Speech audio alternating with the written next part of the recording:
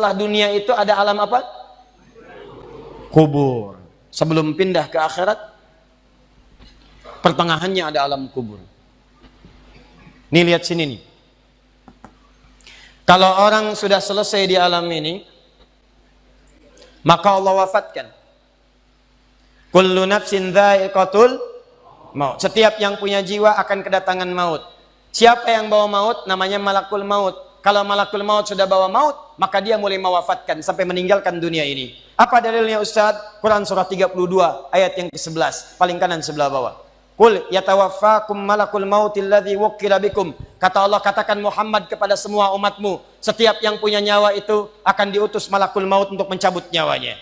Datang maut, makanya orang yang belum meninggal, yang belum dicabut, namanya disebut oleh Al-Quran dengan nama mayyitun. Nih, ada ya-nya, ada taknya. Ya-nya ada tasdidnya begini. Mayyit, kalau ada tasdid, berarti artinya CM, calon meninggal. Antum jangan tersinggung kalau dikatakan mayyit ya. Iya. Sama dengan ustaz. Iya. Innaka mayyitun wa innakum mayyitun. Engkau mayyit, mereka pun mayyit. Engkau akan wafat, mereka pun wafat. Cuman Allah membedakan waktu-waktu wafatnya. Barangkali tidak sama semuanya. Bisa antum duluan, saya belakangan, mungkin. Atau mungkin juga ditukar, jangan salah, bisa ditukar. Saya belakangan, antum duluan, bisa. Gak ada bedanya Ustadz. Ya sudah, saya duluan, bisa setelah antum. Nah, dipakai tasdid. Kalau datang maut, maut datang, maut lewat malakul maut. Maut ini mengambil nafas, diambil tasdidnya nih, ambil ke atas. Begitu diambil, qul yatawaffakum malakul mautil ladzi wukkila bikum. Kullu nafsin dha'iqatul. Ya ayyatuhan nafsul mutmainnah, sesuatu yang tenang. Dalam bahasa Arab disebut dengan sukun. Sukun itu tenang. Alamatnya sukun bulat. Bulat ini kalau jadi bulat dalam ilmu loghah, bulat jadinya, hilang tasdidnya. Maka kalau mayit itu artinya nyawanya sudah tidak ada. Mayitun masih ada nyawa, diambil malakul maut jadi mayitun. Nih alam kubur. Begitu pindah ke sini, datang malakul maut, dicabut nyawanya, maka diwafatkan, ditinggalkan dunia ini. Maka orang mengatakan telah meninggal dunia. Artinya apa? Ditinggalkan dunianya. Lihat sini, fokus. Karena alam kubur beda sifatnya dengan dunia, lain tempatnya, lain keadaannya, maka lain pula bekalnya. Jangankan alam kubur, beda tempat di dunia saja sudah beda keadaannya.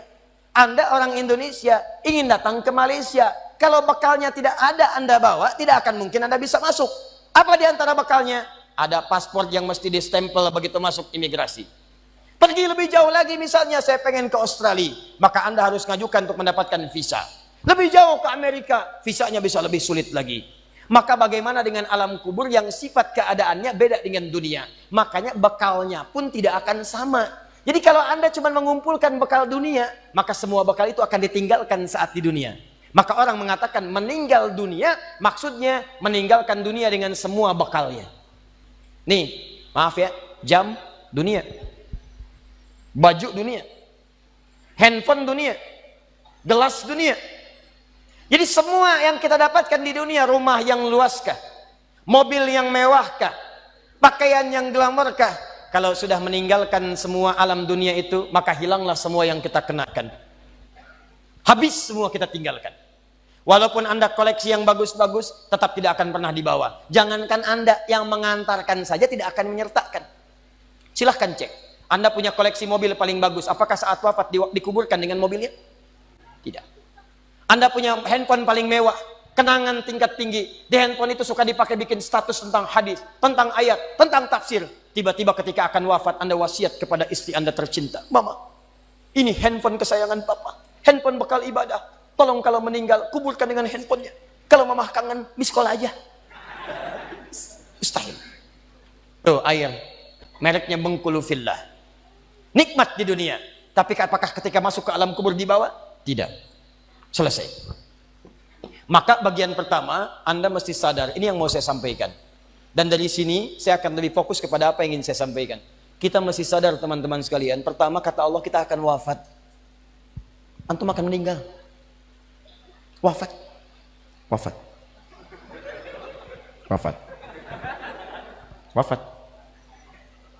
Jadi antum kalau melihat di cermin tuh, ngaca dulu, ngaca, tunjuk wajah antum, wafat.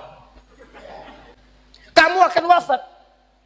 Ketika Anda sadar Anda akan wafat, meninggalkan dunia ini, maka Anda mesti paham, udah punya bekal belum untuk pulang? Udah punya persiapan belum? Jangan-jangan Anda sibuk menyalakan rumah dunia Anda. Begitu padam listriknya, sibuk telepon PLN, telepon ini, telepon itu. Masuk ke alam kubur nggak ada cahaya, mau PLN mana yang dihubungi? PLN yang datang malaikat mungkar. Man rabbuka? Siapa Tuhanmu? Siapa nabimu? Apa kitabmu? PLN. Gelap. Gelap dan gelap. Karena itu orang-orang yang tidak siap dengan kehidupan berikutnya, maka mohon maaf, dia akan merasa ketakutan ketika meninggalkan dunia ini. Bahkan ada yang saking takutnya, malaikat langsung bergerak untuk memaksa dia cepat meninggalkan tubuh dunianya. Muncul Quran surah ke-8 ayat ke-50. Kata malaikat, akhriju anfusakum. Kamu ini susah banget pulangnya, maka dipukulin oleh malaikat. Pukul, pukul, pukul, pukul.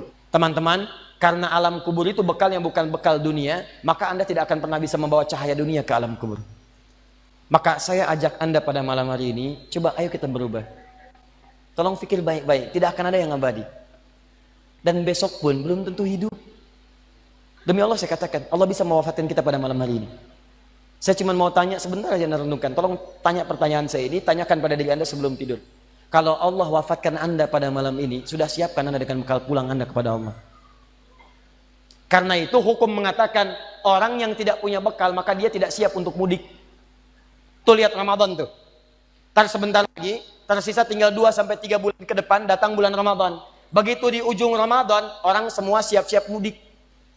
Demi Allah saya katakan, saya pernah mengadakan survei kecil-kecilan. Saya tanyakan pada sementara orang yang tidak mudik. Saya tanya, kenapa nggak mudik? Ustadz, nggak ada bekal. Dunia saja tidak punya bekal, malu mudik. Tidak punya bekal, susah mudik. Tapi yang punya bekal, oh dia nyari sebanyak-banyaknya. Begitu sebelum berangkat, tiba waktunya raya, dia siapkan. Bahkan ada yang kemudian mencari motor terbaik. Motornya Honda bebek, bekalnya singa. Motornya bebek, bekalnya singa. Karena bekalnya lebih banyak dibandingkan dengan sifat kendaraannya. Kendaraan kecil, motornya modifikasi. Tambah lagi pelepah pisang. Tambah lagi dus 1. Tambah belakang yang lain lagi. Numpuk semua di belakangnya. Dituliskan kemudian tulisan, aku pulang sayang, jemput ya. Masya Allah. Luar biasa. Kenapa? Karena tahu dia punya bekal untuk pulang. Dan yang dikunjungi pun dihubungi terlebih dahulu. Aku mau pulang. Maka yang di sana menyiapkan segala perlengkapan untuk menyambut yang pulang. Silahkan cek. Begitu tahu akan ada yang pulang mudik, maka rumah dicet. Makanan diada-adakan. Semua dimunculkan. Bahkan yang tidak ada pun menjadi ada. Cuma setahun sekali. Luarnya kongwan, dalamnya rangginang. Idul Fitri. Anda pun begitu. Jadi kalau dunia saja punya sifat mudik, maka akhirat pun demikian. Orang-orang yang punya petaknya cuma dunia saja, maka selesai hidupnya di sini. Kata Allah, nih saya berikan gambaran. Yang visinya cuma sampai sini, maka saya berikan semua kenikmatan dunianya seperti yang dia inginkan. Tapi begitu selesai ini, ditenggelamkan di alam kubur sampai kedalaman yang paling dalam. Turun ancaman. Allah tidak menginginkan semua manusia larut di sini.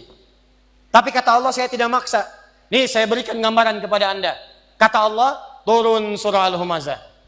Wailul likulli humazatin alladzi jama'a malahu wa yahsabu anna malahu akhlada. Kata Allah, hei yang terlampau sibuk dengan dunia. Suaminya sibuk cari harta, hitung lagi, hitung lagi, hitung lagi. Istrinya sibuk kumpul-kumpul dengan sesamanya, cuma membicarakan harta suami. Sosialita yang senang dengan kumpul-kumpul saja, tidak ada manfaatnya, cuman ngobrol, cuman gibah, cuma macam-macam. Makanya ketika menyebutkan kalimat saling celak, saling ngobrol, menggunakan tak marbutah. Tak marbutah menunjuk pada perempuan.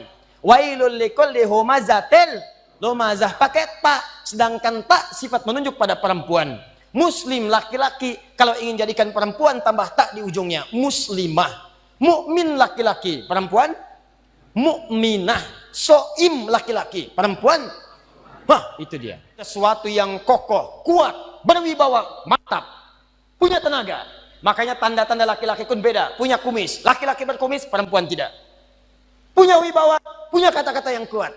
Makanya kalau ada laki-laki suaranya sedikit gemulai saja, itu akan kehilangan sifat wibawanya.